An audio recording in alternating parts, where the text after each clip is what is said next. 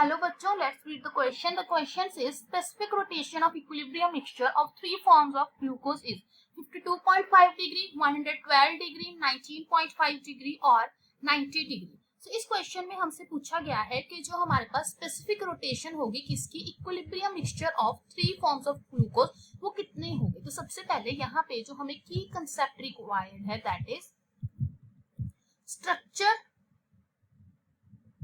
of glucose and muta rotation.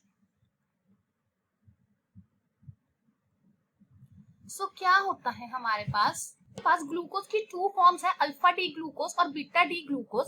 सो ये जो alpha और बीटा एनोमर्स होते हैं ग्लूकोज के, जब हम इनको सॉल्वेंट में डिसॉल्व करते हैं तो उनकी जो स्पेसिफिक रोटेशन की वैल्यू है वो हमारे पास चेंज करती है, जिसको हम कहते हैं mutarotation. That is their specific rotation changes with time. So हमारे पास क्या होता है कि अगर हम देखें अल्फा डी ग्लूकोज को अगर हमने मान लो वाटर में डाला है तो हमारे पास एक इक्विलिब्रिएटेड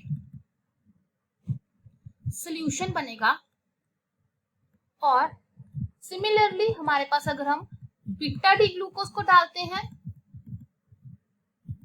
तो भी हमारे पास क्या बनेगा, इक्विलिब्रिएटेड हमारे पास एक सॉल्यूशन बनता है. सो इसकी अगर हम जो हमारे पास क्या पूछा गया स्पेसिफिक रोटेशन को हम इस तरह से डोनेट करते हैं. इसकी जो स्पेसिफिक रोटेशन है दैट इज प्लस 112 डिग्री. इसकी स्पेसिफिक रोटेशन हमारे पास होती है 52.5 डिग्री और इसकी स्पेसिफिक रोटेशन हमारे पास होती है अराउंड 19 और वी कैन से 18.7 डिग्री. सो हमसे पूछा गया था कि जो इक्विलिब्रियम मिक्सचर है उसकी स्पेसिफिक रोटेशन क्या आएगी. So the correct option is option C that is 52.5 degree. हमें correct option is option A. Hope you find the answer. Best of luck.